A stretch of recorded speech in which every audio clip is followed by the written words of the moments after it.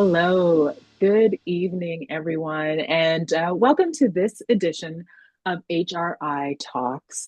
My name is Garvey Bailey, and I'll be your moderator for tonight's presentation. Thank you so much for joining us. I love Zoom because it's so snowy where I am, and I'm so glad I didn't have to leave my house to be here. I would like to share, though, that the offices of HRI are located on the traditional lands of the Anishinaabe, the Attawandaron, the Haudenosaunee, and the Métis people, and the treaty lands of the Mississaugas of the Credit. I live in Toronto, which is Treaty 13 and Williams Treaties land. I invite you to think about decolonizing your own mindset as we think about healthcare and how to care for each other. Tonight, we'll explore the Canadian landscape of psychedelic-assisted therapy for end-of-life mental health, what we currently know, what remains uncertain, and the implications for care and for policy. We have registrants from all across Canada joining us this evening. Welcome again. And a number of international participants as well. So thank you all so much for being here. A little bit about HRI Talks. HRI Talks are about presenting new ideas, discoveries, and studies that are helping to transform the mental health and substance use health landscape in Canada and beyond. HRI works with some of North America's most influential scientists, researchers, people with lived and living experience, and clinicians to deliver these very important sessions. Now, tonight's presentation will begin like this. There will be a moderated conversation with our excellent expert panelists. That will happen for about 25 minutes. And then after that, this is such an important part of this all, we open the floor to your questions. We'd love to hear from you. So if you could use the Q&A button at the bottom of your screen, you'll see it right there. You can do this at any point during the event. We'll answer as many questions as we can before we wrap up at the top of the hour. Closed captioning and live transcription are available for this event as well. To enable these features, click the closed caption. You'll see that little CC button on your screen. You can just flip that on. You can also turn on live translation through Zoom settings. So there's that as well. If at any time you feel like you need support, we've added resources for you in the chat. So just click on that chat button. You'll see it along the right-hand side of your screen if you're facing your screen. So please feel free to use that function as well. HRI Talks are made possible by the generous support of our sponsors. We sincerely thank all our contributors, with very special thanks to our presenting sponsor, which is CIBC. Okay, I mentioned expert panels. Yes, panelists. Well, here we go. I'd like to introduce our expert panel. Dr. Human Farzin serves as an attending physician in the Division of Palliative Care at the Jewish General Hospital in Montreal. He is a clinical assistant professor at McGill University and the founder and chief medical officer of Mystic Health. Deanne Greton is a retired registered nurse who worked for many years in public health and education. Living with stage 4 breast cancer since 2021, she participated in 2 psilocybin-assisted therapy sessions in 2024. And of course, Dr. Sarah Kretina is a clinician and researcher specializing in mental health, psychedelic interventions, and drug policy. She recently published research on the wide variety of ways psychedelic interventions for end-of-life distress are studied and documented. Welcome to you all, and thank you for being here. Are we ready to go? Let's get it. Let's dive into some questions. I also want to mention that there will be a short poll for all those that are are watching right now. It's not going to be complicated. We're going to throw a quick question up and then you're going to answer it. It's self-explanatory. Don't worry about it. But for now, I want to start with this question. Um, I want to start with how psychedelic substances are being explored for mental health care in Canada. And which substances are we talking about exactly? Can we start with you, Human? Certainly. There you Thanks for are. the question. Yeah, so I would say that, first of all, thanks for having us. This is really wonderful. And thanks for everyone who's joined. The use of psychedelic compounds in mental health have a few pathways in Canada. The main pathway is sort of research and clinical trials. The reality is the majority of psychedelic substances are controlled substances, so they're illegal in Canada. Therefore, the preferred method, at least from Health Canada's standpoint, and the standard of sort of care, is research and clinical trials. Canada has more recently stepped up its degree of research across the country. So we have a number of institutions doing research now. This wasn't necessarily the case a few years back. Another main access pathway is the compassionate access pathway. And that's one of the ways in which Canada has been a leader when we became the second country after Switzerland to allow for compassionate access. And Deanne is an example of a patient who received care through that system. The reality is the volume of patients being treated in that system are low. And the special access program is the main way people are accessing psilocybin and MDMA through those programs.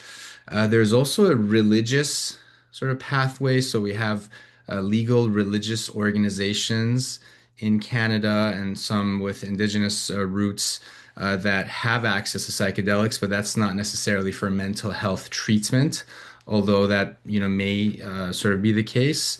And then I would say a lot and perhaps majority of Canadians are accessing this through non sort of licensed routes. So, like a term that's used often, for example, is the underground, where you have a lot of therapy being done, not necessarily through the sort of systematic, mental health approach, but that's the reality of how it is. And lastly, I would say, a lot of us consider ketamine a psychedelic compound, and so ketamine is an approved medication, so used mostly off-label for mental health is common and more relevant and also being researched. Okay. Sarah, did he tick all the boxes, or are these, do you have any other ways in which it's being explored for mental health care in Canada, or something you want to add to that? I thought that was a really comprehensive overview.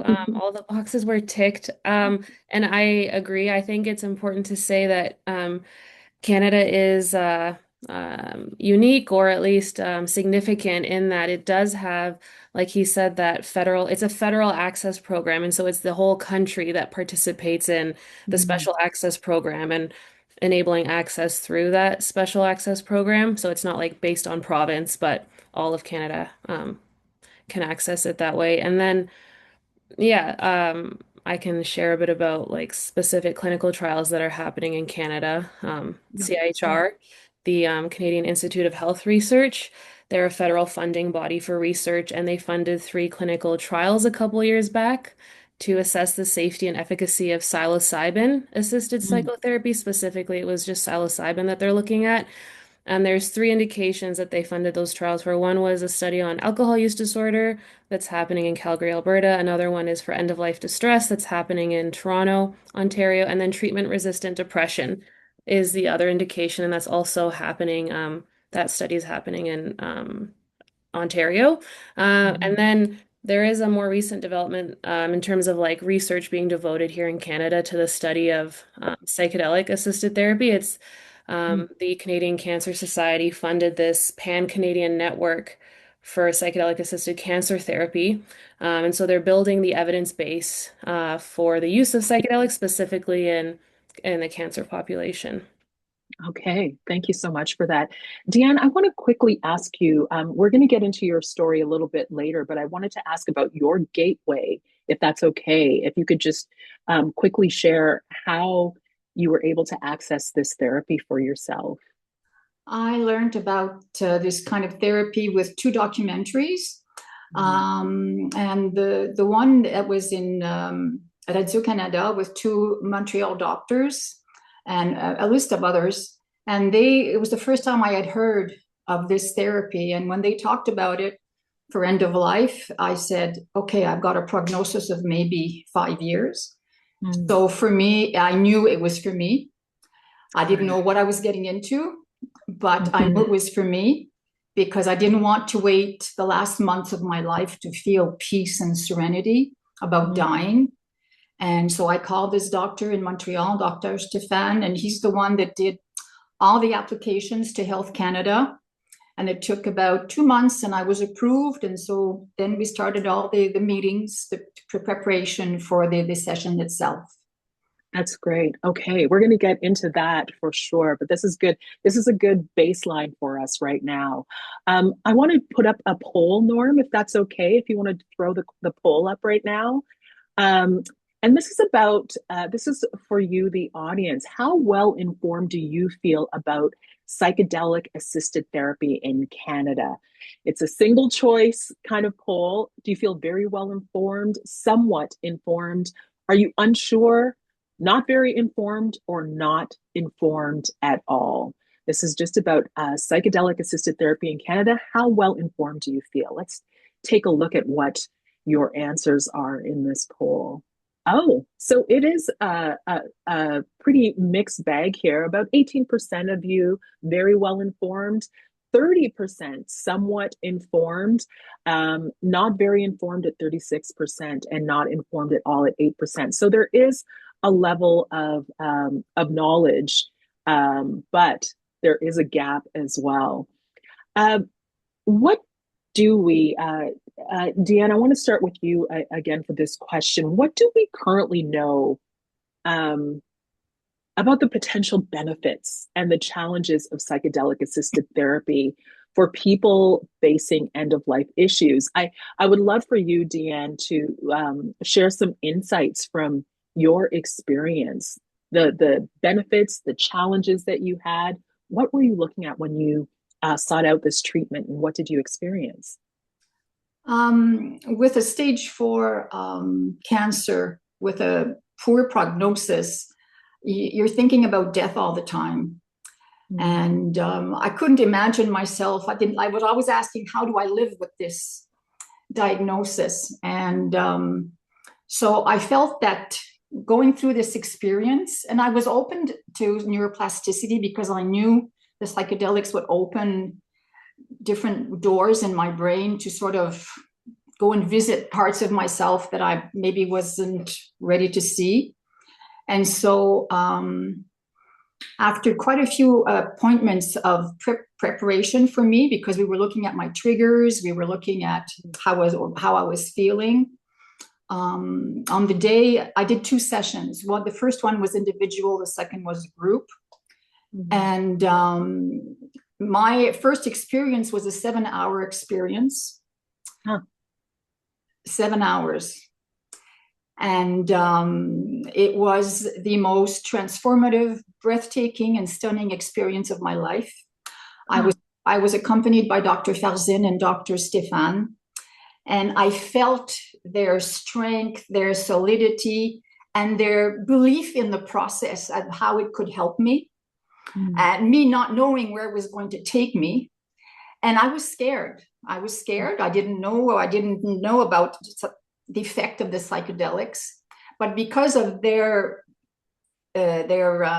confidence that they gave me and the security that I felt, I was able just to surrender to whatever came. And for me, the vehicle that brought me through the whole experience was the playlist.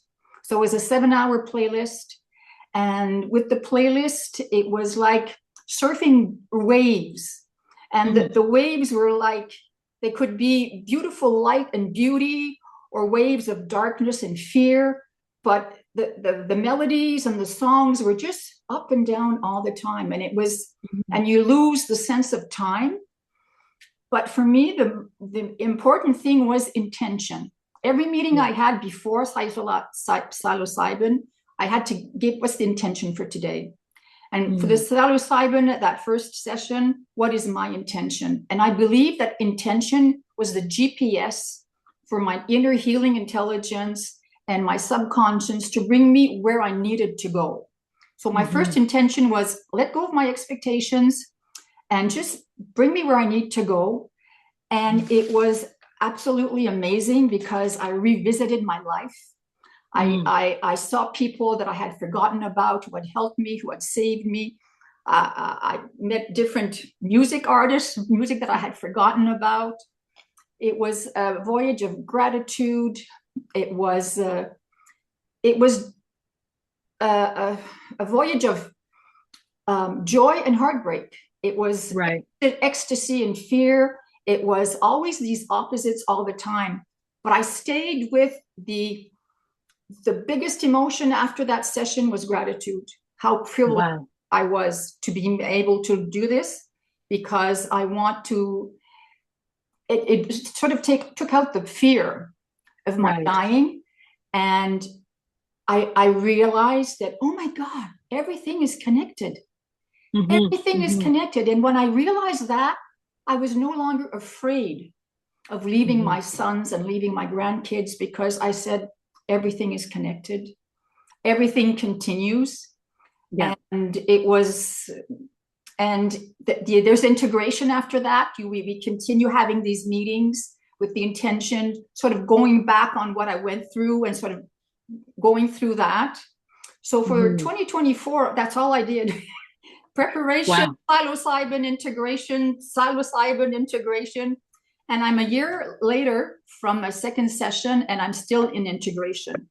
I, Okay. I still have the benefits of decreasing my anxiety, my fear of dying. I went through my own death on the second session, Mm. which was peaceful with no pain, no fear, no anger. It was so peaceful. And I realized I was with Dr. Farzin with the photos of my kids here, and I was saying, it's okay that I died because they live. That's the Right. reason to live is my kids and my grandkids. And this experience sort of opened up everything and took away this fear. Thank you so much for that. Deanne's experience, Dr. Farzin, is so, it sounds like there was many benefits, but I know that there are benefits and challenges of psychedelic assisted therapy. Can you sort of give us like this is a best case scenario, it sounds like, and you were right there for it. Um, what are some of the challenges that someone like Deanne might face, or someone that is considering this sort of therapy might face? Yeah, that's a great question. I mean, Deanne's experience was beautiful, it was remarkable. And yeah, for me as a healthcare provider, it was definitely a best case scenario. And that's one of the challenges with this treatment as a whole is that experiences like this sometimes make it seem very easy. But I think Deanne had done a lot of work in her life, like where she was, the kind of training she had done, the kind of work she had done, the kind of family she had created, the career she's had, And so if we look at mental health from a biopsychosocial slash spiritual perspective, you really need to have different elements in place to have an optimal outcome. So anyone that is struggling majorly in any of those spheres may find that, that struggle may amplify. Mhm. One way to look at psychedelics are as non-specific amplifiers. That's not all they are, but that's one of the things they are. So, many sort of challenging emotions can come up. It could destabilize a certain individual, and it varies if someone is doing this towards the end of their life versus, having a whole life ahead of them. Sometimes, opening boxes leads to trauma that requires a lot of work, that requires a Mm. lot of space, a lot of support. And so, all kinds of challenges could happen. And the reality is that, not every session is the same ever for the same person or for different, patients. And some need a lot more treatment than others, more Mhm. sessions, more therapy. And not everyone can access that or has a space for that. So, in general, psychedelics are a very powerful tool, and how they're used for who at what time in their life, there are a lot of nuances that have to be sort of considered. But I do think that, they do give hope because they break us free from patterns that are hard to break out of.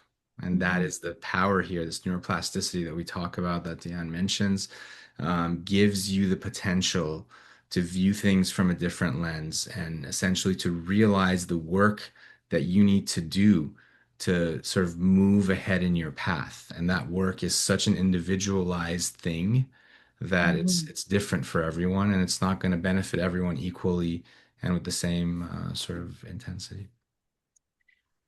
You know, that brings me to a question that really is like this is the kind of thing where research is ongoing. We are at the um, I mean, early.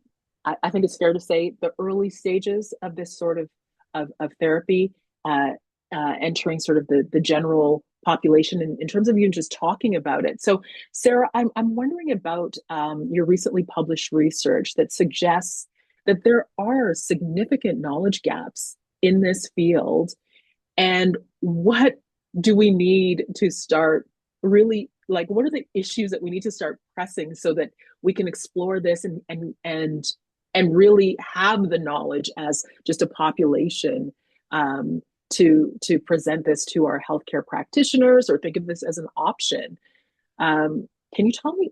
Let's talk about knowledge gaps. Okay. Yeah, I think that how we left off just now on the challenging experiences point, I have a few more things to say about that.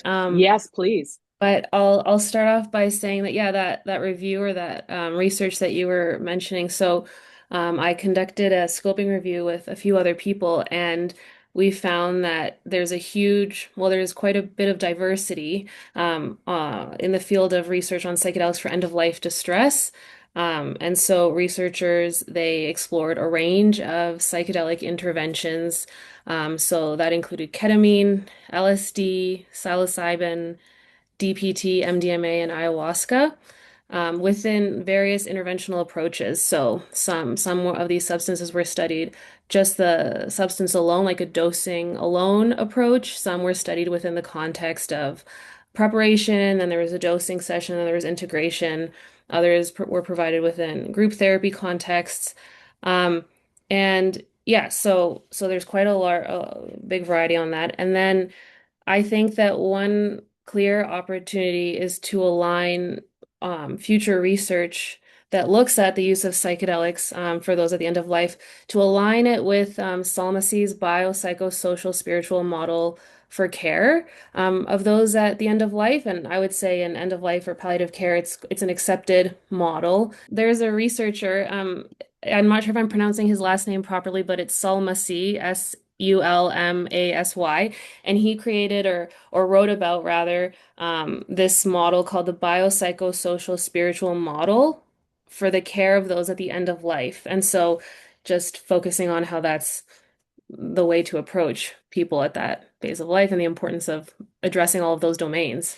Um, Mm, and and so I think that it's a reasonable recommendation to align future research. So the outcome measures that are chosen and the things that are explored with that model. So seeing how the psychedelic therapy can um, address those different domains. So finding outcome measures that are like biologically oriented, so focus on the physical aspects, maybe pain, the psychosocial, the spiritual, so different outcome measures for each of those domains.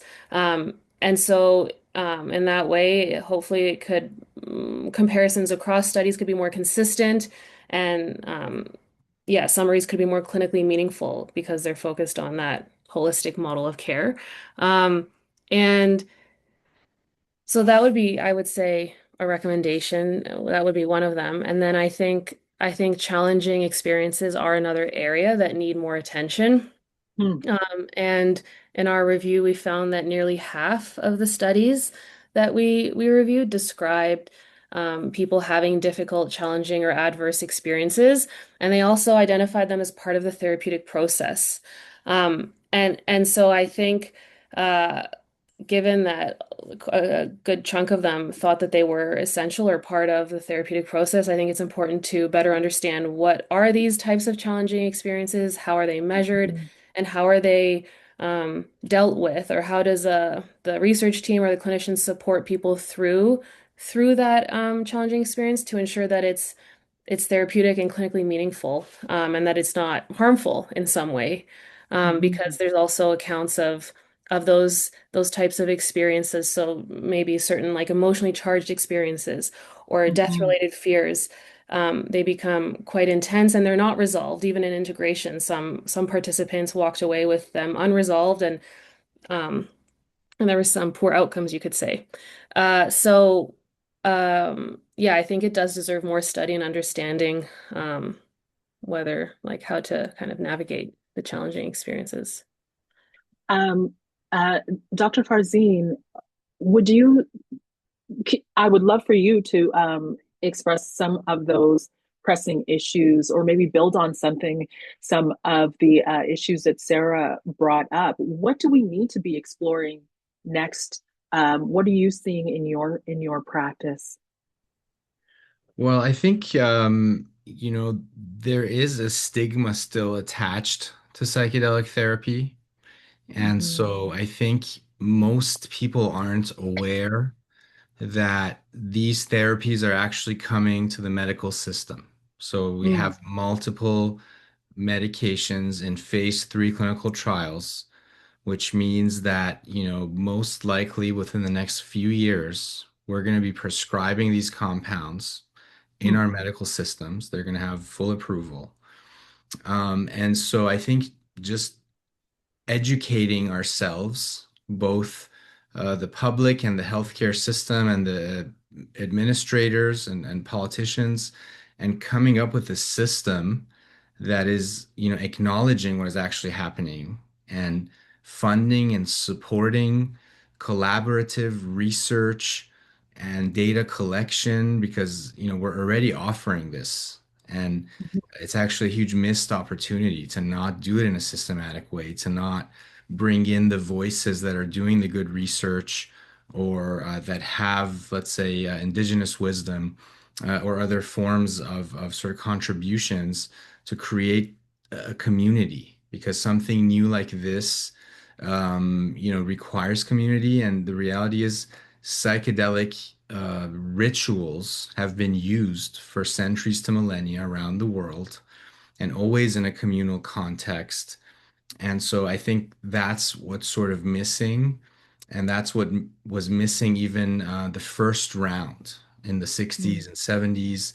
Psychedelics sort of left the laboratory, came to the streets, and we didn't really have the culture to support it. And so we need to build culture and we need to build support systems because it's sort of like a multidisciplinary practice to introduce this the optimal way really for most things is multidisciplinary, and this is no exemption. And so, yeah, I think a lot of it is about that, is about, accepting and working together in a collaborative way to create the systems necessary to do this in a safe and effective way. Deanne, were there parts of your experience where you felt like there was a gap in knowledge that you wish maybe you had known um, beforehand, um, or something that you wish that you maybe had considered before, or did you feel like you were well prepared I was going into it?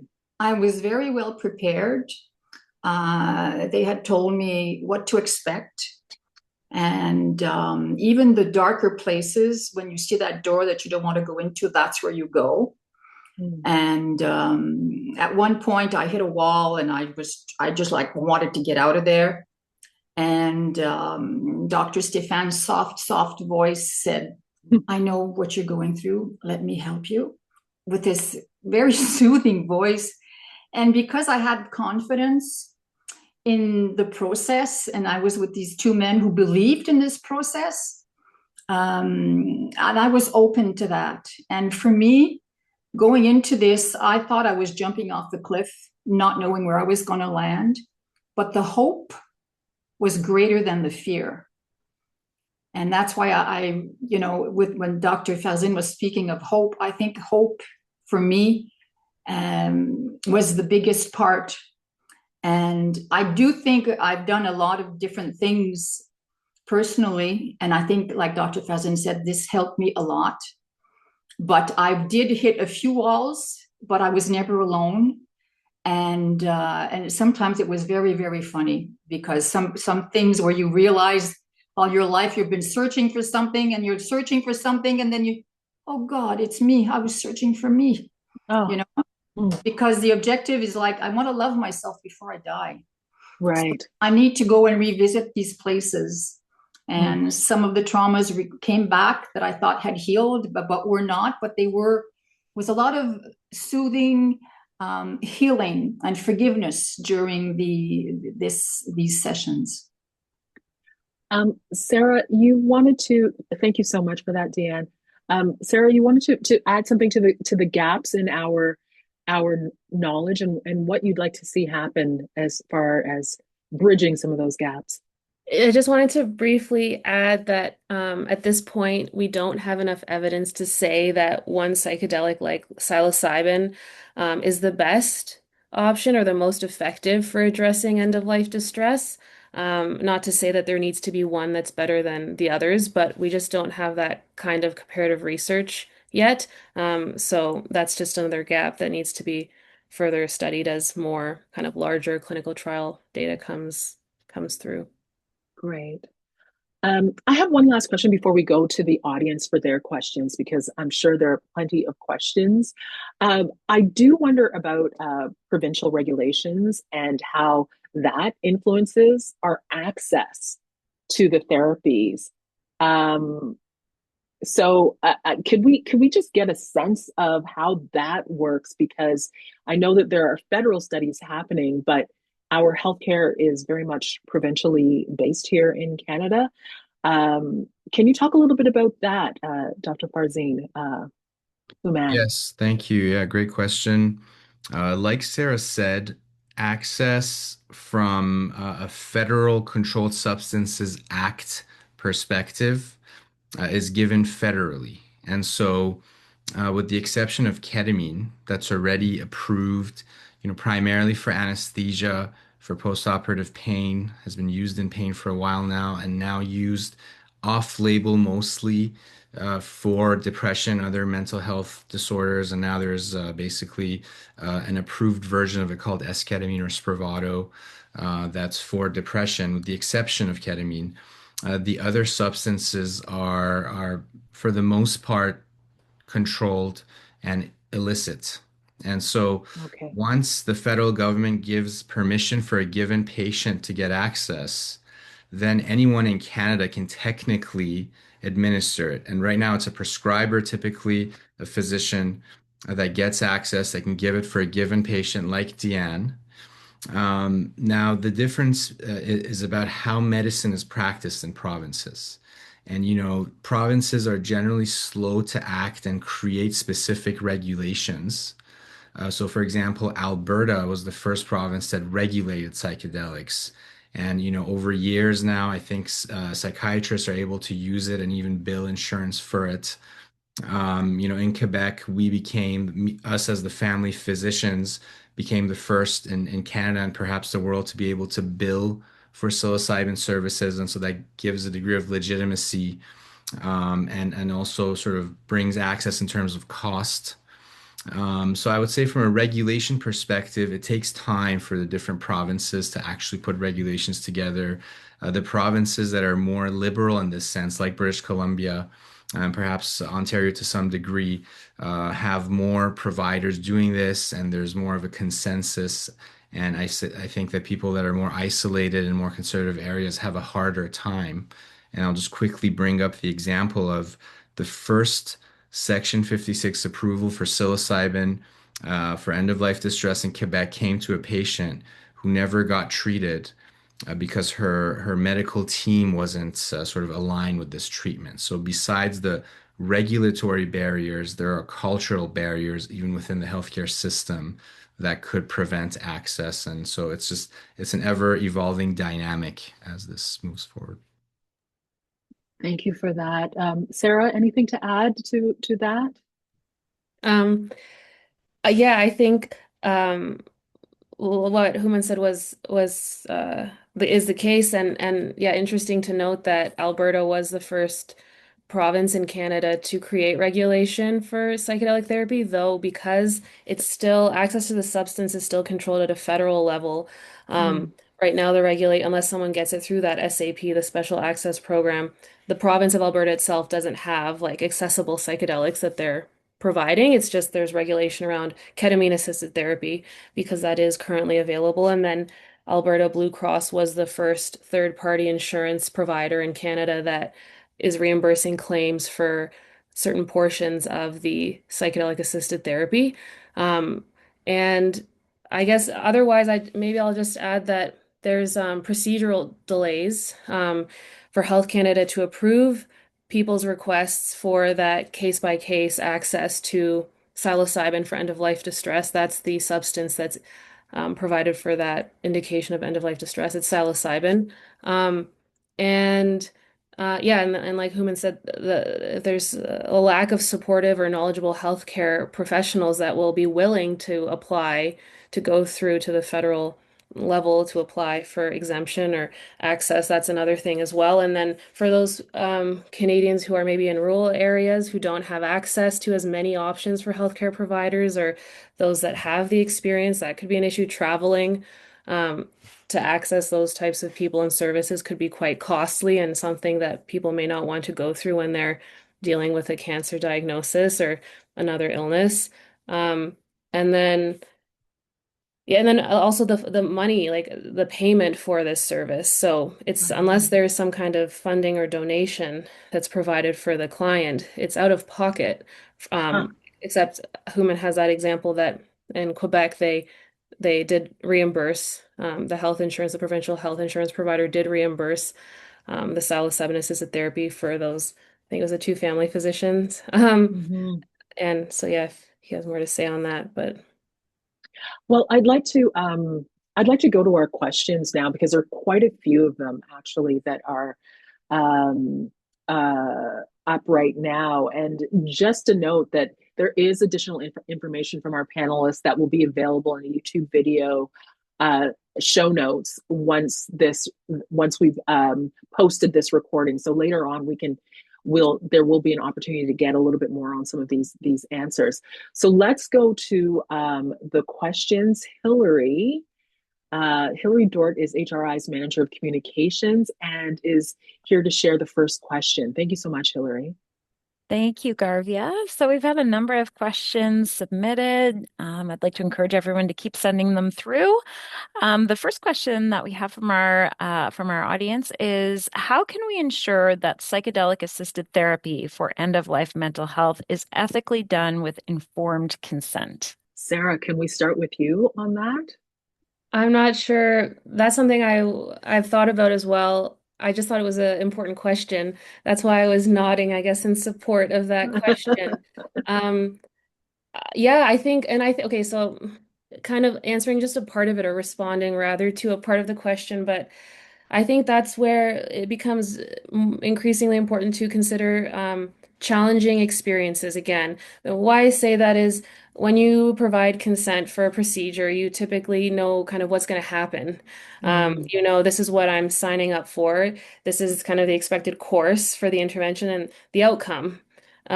And you agree to that. You consent. With the psychedelic experience, it's not, you don't really know what's going to happen. You don't know if mm, you'll have a challenging experience. You don't know how you'll resolve the challenges. You don't know if you'll have a euphoric, blissful experience for the, let's say, 6 hours. And so, well, anyways, I just thought like so anyhow, just the challenging experience piece comes up again with that. But that's all I have to say right now about it. I think it's a really important question. mhm, There's mhm. been things written on it too. There's some articles published on that. Uh, Human. Yeah, thank you. I can add that, in general, psychedelic therapies are a very challenging thing to get consent for because of just there's so much unknown going into this Right. experience. So that is part of the nature. I think having adequately trained healthcare professionals that can do a good job of describing what the sort of potential outcomes could be is important so that you actually communicate. But besides that, as a palliative care physician, our job is to keep people comfortable, and we're doing things that are out of the ordinary on a regular basis. Like we've been doing palliative sedation for many, many years, even before MAID, where people are put into essentially states of unconsciousness until they pass away. We have medical aid in dying. So we have consent processes in place for, a procedure that's designed to take your life away. So it can be done. I just think it's about the art and then the training that goes into the provider of this particular kind of care that should have the skills to communicate the scope of potential experiences. And then we get consent the same way we do for everything else. And it's always a matter of are the benefits, the potential benefits worth it to go through this experience?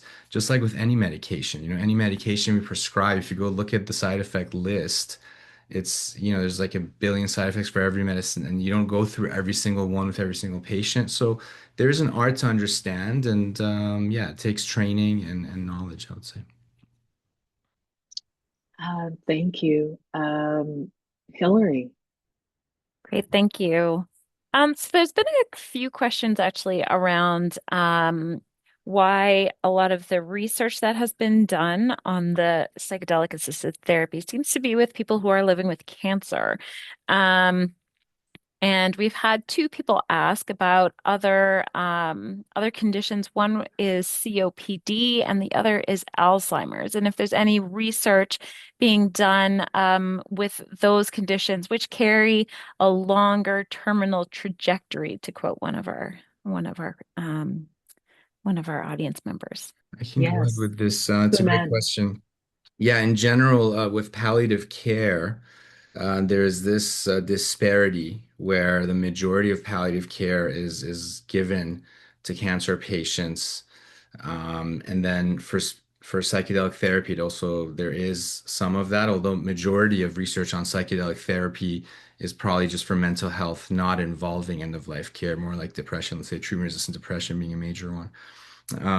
But there's a cool story of the first patient that we know that was treated for this indication, and that was one of the researchers, I believe at Spring Grove Hospital, where in the 50s and 60s they did a lot of experiments back then, initially for schizophrenic patients. But one of the key researchers got diagnosed with advanced cancer, and she was suffering from the same sort of distress and then became the first patient that was treated from what I know with LSD and a lot of parallels to what we hear today. But yeah, there is that sort of disparity. And in Europe now, there's actually a big research effort where a multinational collaborative research project is taking place on palliative care and psychedelic therapy for non-cancer patients, specifically to address this disparity. And we have similar efforts in palliative care where we're saying, yes, let's please pay attention to people with COPD. Dementia is a particular case.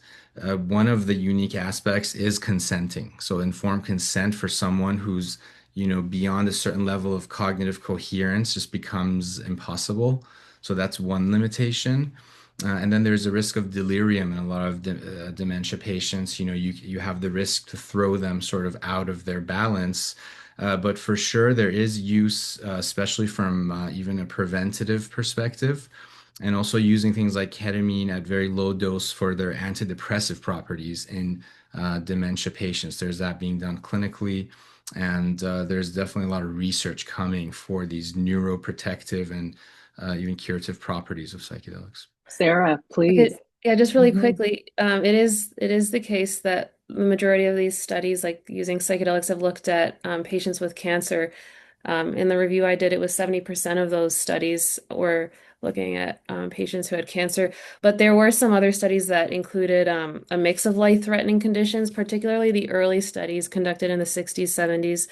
They included patients who had end-stage heart failure and a variety of other physical conditions, not just cancer. Um, and so, yeah, so just to say that it is the case that it is primarily cancer, and there are other conditions that were included, like I included a group of people that had HIV and end-stage heart failure as well in the review.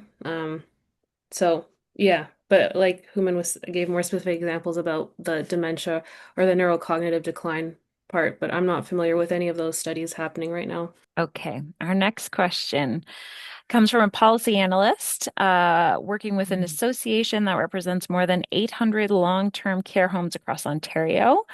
And they're increasingly hearing questions from members about emerging approaches to palliative and end-of-life support.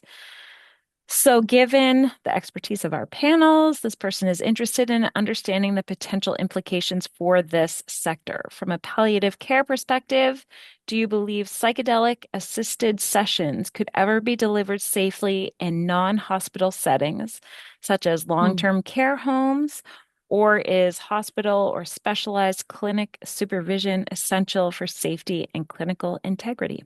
I guess I can start it off. Thanks for the question.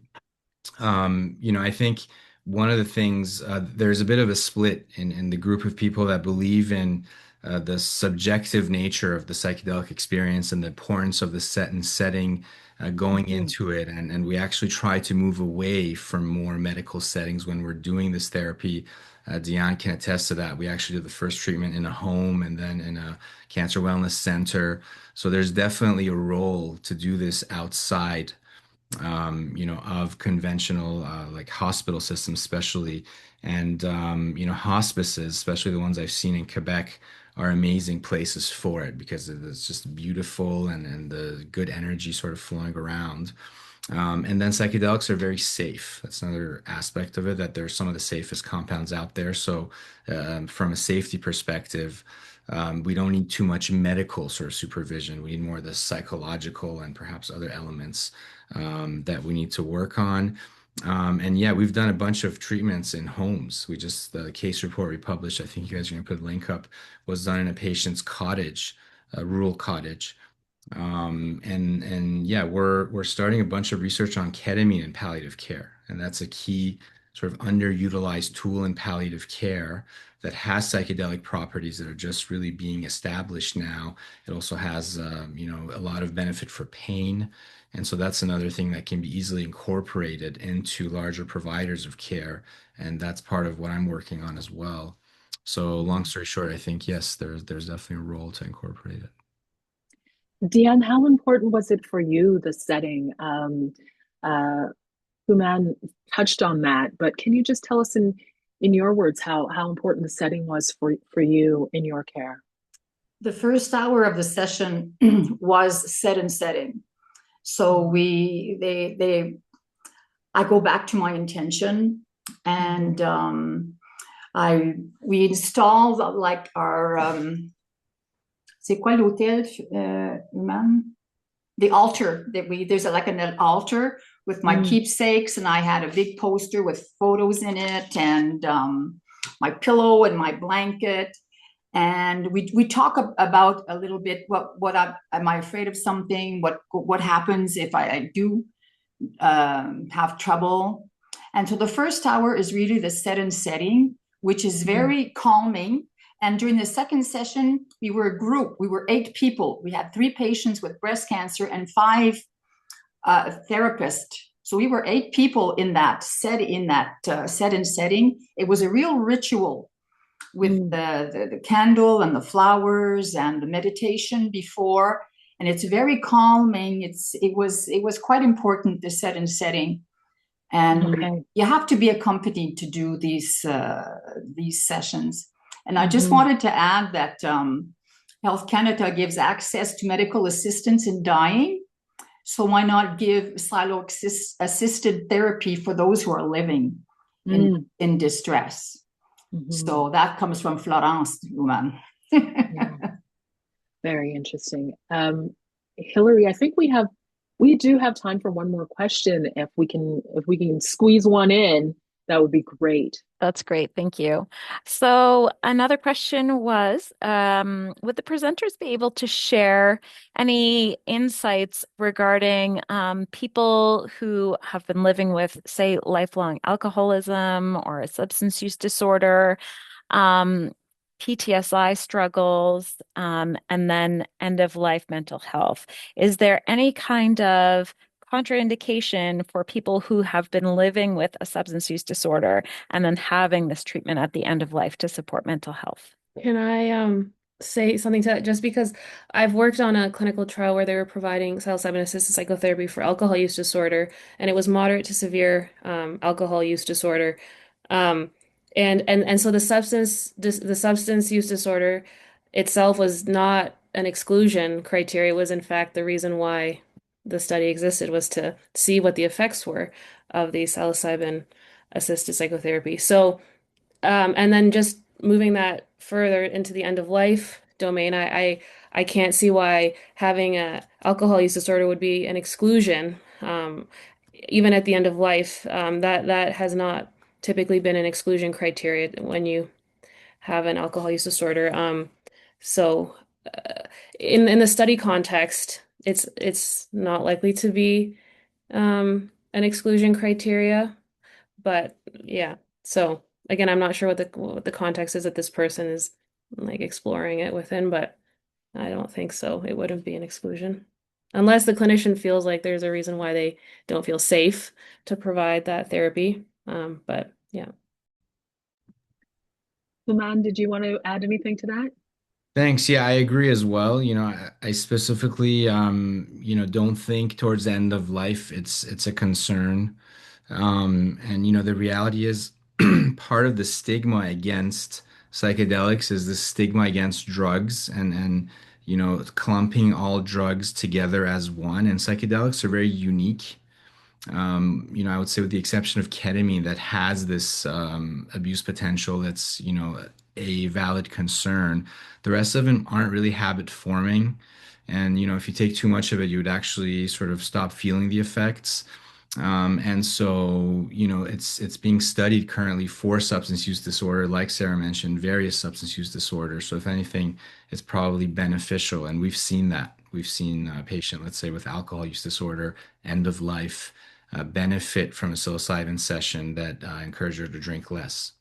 And Mhm. so all that to say, that's definitely not a concern and one of the advantages of these therapies. I feel like we have covered so much, but at the same time, we've just scratched the surface here. But we do have to start the process of wrapping up. I do have a last question for all our panelists, but um, if we didn't get to your question or you have a comment to share, we encourage you to reach out to us. You can find HRI's email address on their website, hriresearch.com. Um, please do just add your questions there, or if you have comments about what we've just chatted about.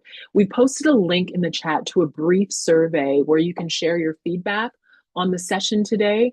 The survey will appear in Zoom right after the event, as soon as we're done. And we thank you so much. If you could just take some time to complete that. HRI has launched our annual Give Hope, Drive Change campaign. Your donation helps to continue bringing HRI talks to audiences across Canada.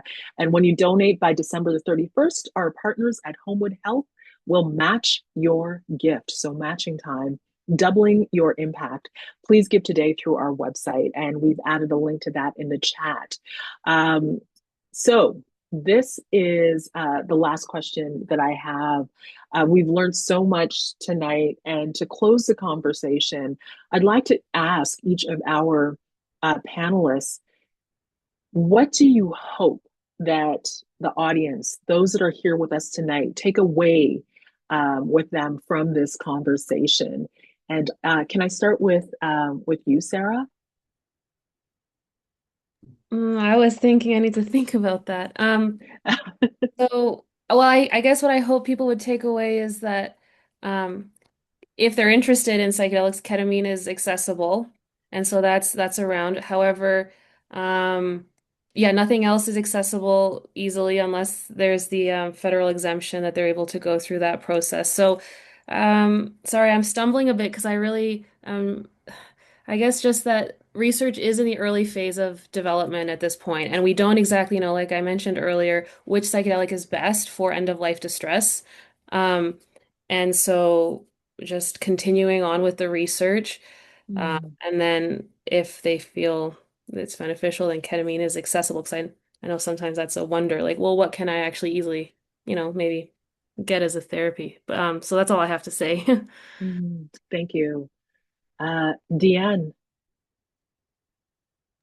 My hope is that psilocybin-assisted therapy is available and accessible to all patients who would like to go through this process for the end of life distress. Because the intensity and the depression and all the questions about dying are like always present. And I would also like it to be available to all people who are living in distress, whether it be any mental health difficulty or end of life. I'm in palliative care because there's no healing possible for me, but I'm living well right now. So, but I'm still considered in palliative care. But I'm not in the last 3 months of my life, though. So I can really benefit for the years that I have left, hopefully, from this peace and this serenity and the new strategies I have to diminish my anxiety and this anguish related to dying. Thank you so much, Deanne, for your great generosity and grace in sharing such a personal journey, because I think it adds so much to this conversation and to the research, I am sure, moving forward. Briefly, Human, what do you hope the audience takes away with them this evening? Thanks. Yeah, I think, I hope that people educate themselves more and understand that, psychedelics are a powerful tool. They can be used in a good or a bad way.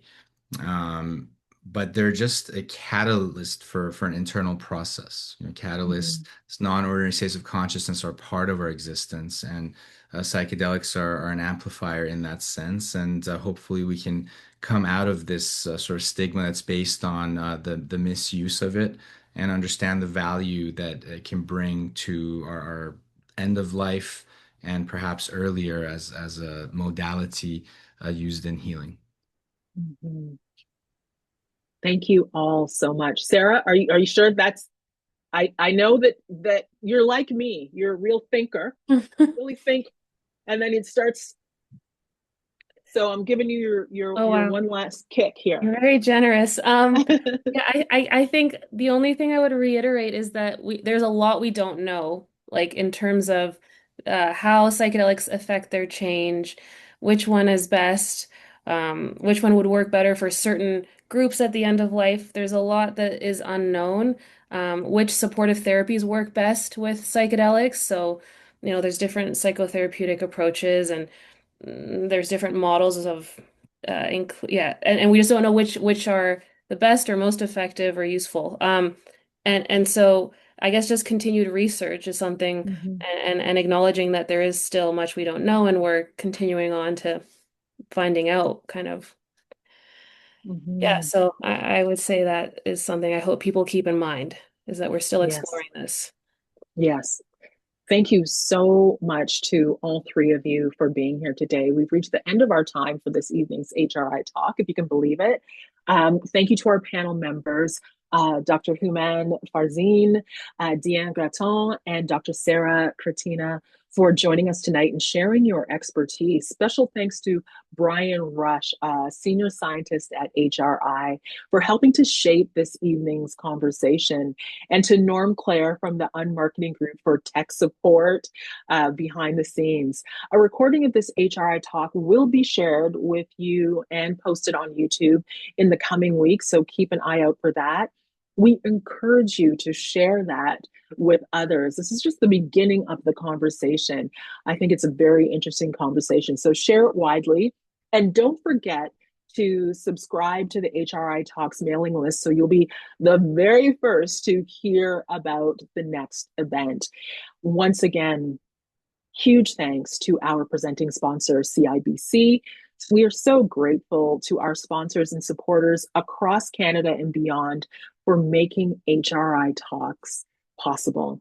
I'd like to thank the audience for joining us, for your wonderful questions, for your engagement, your keen interest in the topic. We will see you next time. Good night, everyone.